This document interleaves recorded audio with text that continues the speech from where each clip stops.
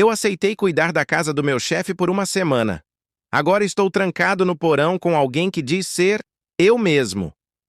Quando meu chefe me ofereceu a chance de cuidar da casa dele por uma semana, enquanto ele viajava para uma conferência, na Alemanha, achei que era o tipo de oportunidade que não se recusa. Além de confiar em mim, ele ainda me pagaria por isso e disse que eu podia usar tudo.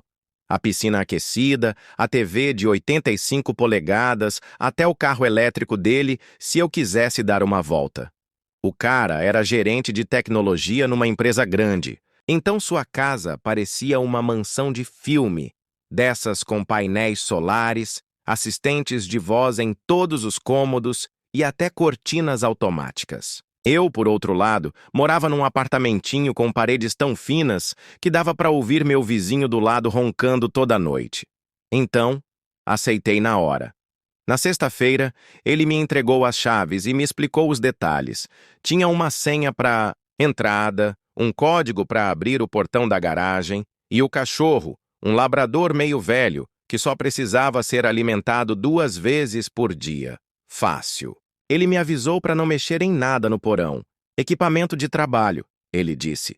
E eu achei justo. O cara era um gênio do sistema de segurança da empresa, então devia ter tralha confidencial lá. Na primeira noite, tudo foi perfeito. Fiz pipoca, deitei no sofá gigante de couro e assisti uma maratona de documentários de crimes na Netflix com o cachorro deitado no meu pé. Era o paraíso. Mas no sábado à noite, as coisas começaram a ficar estranhas. Acordei com um barulho de batida. Um tum seco, vindo do andar de baixo. Olhei para o relógio. 3h17 da manhã. O cachorro nem se mexeu, o que era estranho, já que ele latia até para vento. Levantei, peguei uma lanterna que tinha deixado na cozinha e desci devagar. Todos os cômodos estavam no escuro, mas em ordem. A única exceção era a porta do porão, entreaberta. Parei. A porta do porão, que deveria estar trancada. Aqui eu tinha certeza de que estava fechada com chave. Tem alguém aí? Chamei. Nada. Desci 3 degraus, a madeira rangendo de leve. O porão estava escuro, mas vi uma luz tênue, azulada, como de uma tela de computador. Mais 2 passos e ouvi algo que me gelou até os ossos, minha própria voz dizendo: "Alguém aí?" Era a minha voz exata, entonação e tudo, como se estivesse ouvindo um eco, mas com um pequeno atraso. 1 segundo depois, a luz apagou. Corri escada acima e tranquei a porta com força, prendendo a maçaneta com uma cadeira. Voltei para o quarto e fiquei deitado com os olhos arregalados até o sol nascer. Domingo convenci a mim mesmo de que era só cansaço. Talvez estivesse sonhando acordado. Fui passear com o cachorro, tomei um café reforçado e tentei não pensar muito. Mas naquela noite, por volta da mesma hora, ouvi de novo o barulho, e dessa vez tinha passos, lentos, subindo as escadas do porão. Levantei, peguei uma faca da cozinha, respirei fundo e fui até a porta do porão. Estava destrancada de novo. Dessa vez, quando abri com cuidado e apontei a lanterna, vi algo que ainda me dá calafrios de lembrar. Era eu. Ou melhor, alguém idêntico a mim. Mesmo rosto, mesmo cabelo bagunçado, mesma camisa que eu tinha usado na sexta-feira. Só que havia algo de errado com os olhos. Estavam arregalados demais, como se não piscasse fazia horas. A pele parecia mais pálida. E ele estava sorrindo. Um sorriso congelado como o de uma máscara. "Finalmente", ele disse. "Achei que você nunca viria." Fechei a porta com toda a força e corri. Liguei para o meu chefe, mesmo sabendo que lá já era de manhã. Ele atendeu com uma voz sonolenta. "Oi, tudo certo?" "Cara, tem alguém na sua casa. Ele parece comigo." "Igual. Ele tá no porão. Eu juro, isso não é brincadeira." Ele suspirou do outro lado da linha, como se já soubesse do que se tratava.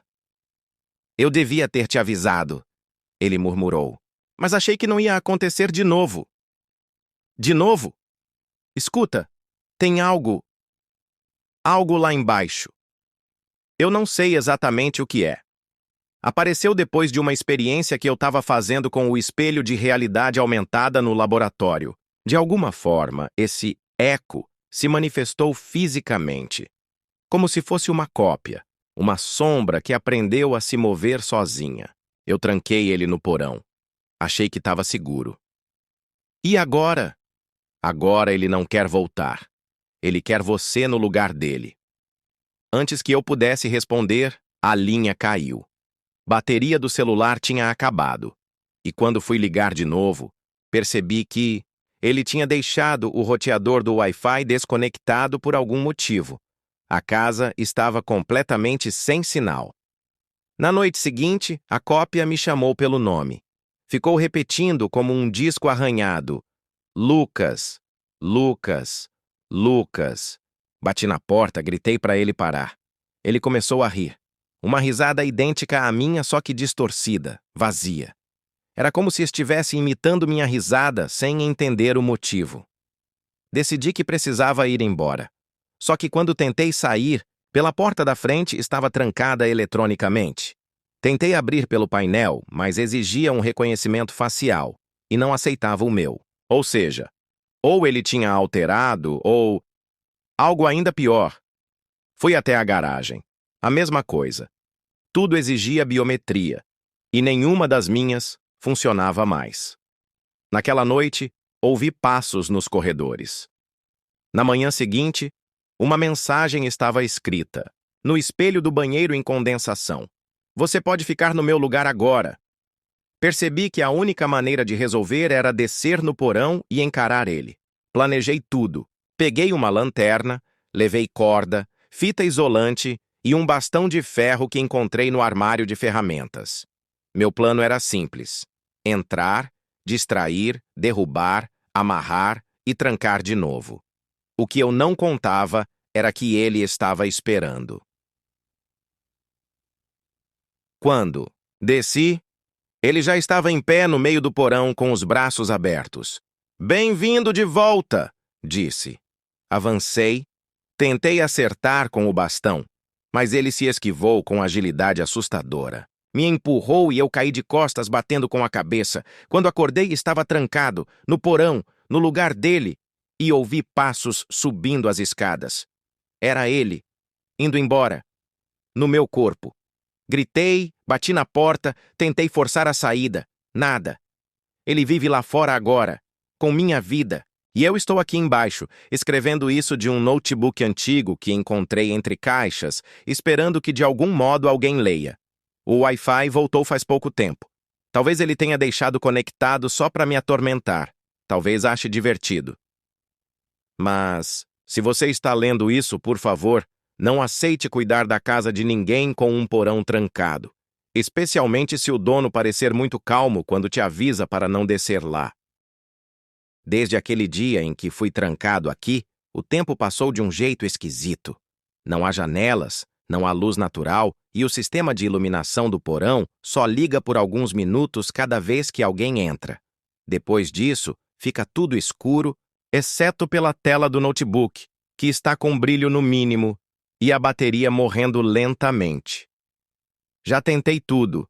Tentei gritar, bater nos canos, derrubar as prateleiras. Tentei forçar a porta com um pedaço de vergalhão que achei entre os entulhos. Tentei arrancar os cabos da energia, destruir o que parecia ser a central de algum sistema de controle. Mas nada adiantou. Ele pensou em tudo. Talvez porque ele é eu. Ou melhor, era. Agora, cada vez que escuto os passos sobre minha cabeça, percebo que ele está se tornando algo diferente, algo mais adaptado. No início, ele imitava apenas meus movimentos, minha fala. Agora ele improvisa, constrói. Rio de piadas que eu nunca faria. Assisti ele dançando, sozinho pela câmera de segurança do porão. Uma dança, lenta e fluida, como se estivesse celebrando algo, como se estivesse se sentindo em casa. Às vezes ele desce, não para falar, mas para me observar. Ele fica ali, do outro lado da grade de ferro que ele mesmo instalou, com o mesmo sorriso congelado e os olhos secos, fixos. Às vezes repete frases que eu disse no passado. Coisas que não me lembro de ter falado, mas que saem da boca dele como se fossem lembranças enterradas. Você acha que as pessoas notariam se eu mudasse só um pouco? Ele disse ontem. Fiquei em silêncio. Já percebi que quando eu respondo, ele fica mais animado. Quando fico quieto, ele se irrita. Mas ele nunca tenta me machucar. Ele não quer me destruir. Ele quer que eu me torne ele. Um reflexo, uma cópia, como ele foi um dia. E ele tem tempo. Todo o tempo do mundo. Eu não sei o que ele está fazendo com minha vida lá em cima, mas comecei a desconfiar que ele está indo bem. Porque hoje ouvi uma voz familiar, a da Júlia, minha ex-namorada. Ela apareceu na casa, me chamou pelo nome. O eco respondeu com naturalidade. Os dois riram, conversaram, e ela ficou lá por horas. Ela dormiu lá. Não sei como. Ele convenceu ela. Talvez esteja agindo perfeitamente. Talvez ele seja uma versão melhor de mim. E isso é o mais assustador de tudo. Porque hoje ele deixou uma refeição para mim na escada. Um sanduíche e um bilhete. Você nunca soube como cuidar das coisas. Eu sei. Me deixe viver por nós dois. Eu rasguei o papel em pedaços. Mas comi o sanduíche. Estava com fome. E isso, mais do que tudo, me deixou envergonhado. Na noite passada, tive um sonho. Sonhei que estava no andar de cima, no sofá, com o cachorro no colo. A TV estava passando aquele filme idiota de comédia que eu sempre assistia quando queria esquecer o mundo. E eu estava bem. Mas quando olhei meu reflexo na janela, não era eu, era ele. E ele sorriu de volta, com os olhos opacos e a cabeça levemente inclinada como se dissesse: "Viu só? Eu faço isso melhor do que você."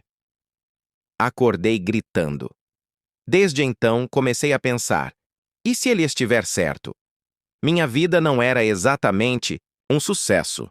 Tinha dívidas, nenhum parente próximo, um emprego medíocre. Ninguém realmente sentiria minha falta se eu sumisse. Mas agora ele é eficiente, simpático, talvez até brilhante.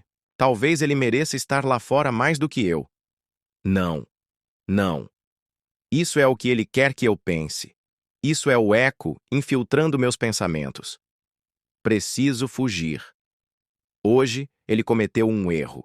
Quando desceu para deixar outro prato de comida, esqueceu. O fecho da grade mal trancado, fingi estar dormindo e esperei ele subir. Quando a luz apagou, me movi em silêncio.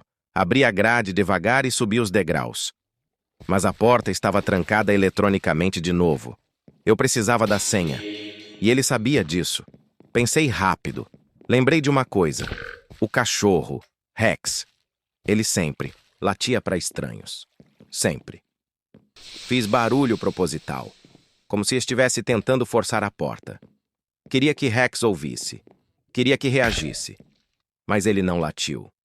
Ele não latiu. Subi mais 2 degraus, agora tremendo. Coloquei o ouvido na porta. Nada. Silêncio absoluto. E então ouvi o som de algo se arrastando atrás de mim. Virei com o coração disparado. Um espelho, redondo, antigo, que estava antes encostado num canto, agora refletia minha silhueta no escuro.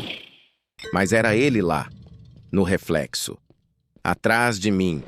E ainda assim, quando me virei de novo, não havia ninguém. Aquilo não era um espelho comum. Era parte do experimento do meu chefe, claro. O espelho de realidade aumentada. Um dispositivo que, de alguma forma, abriu uma brecha. Um portal entre o real e o possível. Entre quem somos e quem poderíamos ser. Voltei correndo, fechei a grade. Melhor uma cela segura do que o escuro com aquilo solto. E agora estou aqui, digitando essa história, com a última carga da bateria. Ele está lá em cima agora. Está comendo, respirando, vivendo. Talvez você esteja perto dele. Talvez você o tenha conhecido. Talvez você até goste mais dele do que de mim. Mas saiba disso. Ele não é humano. Ele é uma sombra. uma emulação.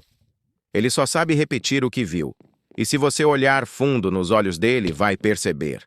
Vai ver que o olhar está sempre um pouco atrasado, como se ele estivesse esperando sua reação antes de escolher a própria. Ele está melhorando. E um dia, ele não vai mais precisar de mim. Update final. Hoje, algo mudou. Ele desceu e trouxe outro. Sim, outro eu. Ou talvez outro ele. Não sei. Mas agora somos dois aqui embaixo. E ele nos observa como se fosse um cientista com ratos de laboratório. Nos compara. Faz perguntas. Quer ver qual de nós desiste primeiro. Ou quem vai virar a próxima cópia. Talvez ele esteja tentando fabricar a versão perfeita. Talvez você seja o próximo.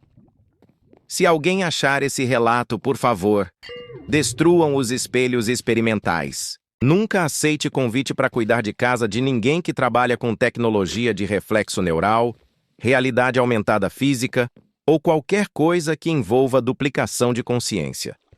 E se um dia você cruzar com alguém que parece com você, fala como você, mas te olha um pouco tarde demais, corra, porque ele já saiu do porão.